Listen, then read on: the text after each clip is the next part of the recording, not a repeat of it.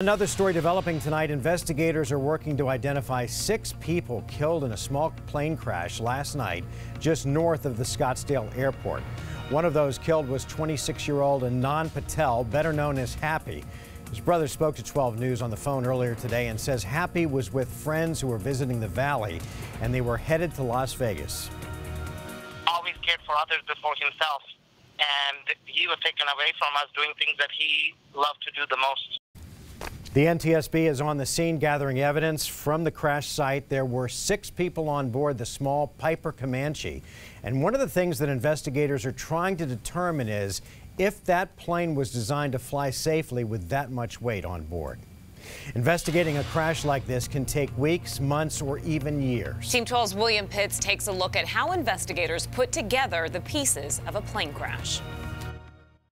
When the NTSB comes to investigate a crash, they have a lot of pieces they know come together to make a plane. But they have to figure out what happened with just those pieces. And they come out here and it's almost like a puzzle you have to solve. It's the story of a plane's last flight, but all the words are mixed up.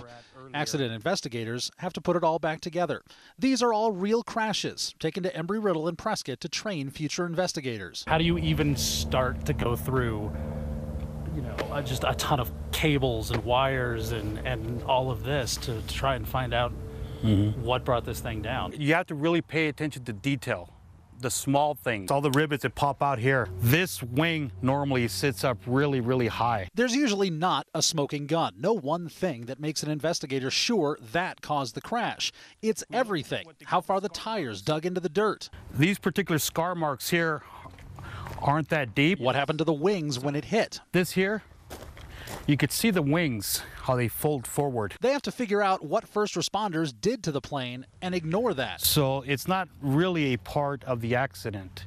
They were cut away to get into that particular aircraft. And the airplane can lie. Switches that weren't flipped could be flipped by the impact or even the engine coming loose. It'll give you erroneous information on what the levers were doing at the point of impact. Put it all together and you can figure out what went wrong. At the end of the day, you want to know what happened, or at least the families of whoever was in these planes wants to know what happened. I think even more important, of course, not to lessening that there, but even more important so it doesn't happen again. In Prescott, William Pitts, 12 News.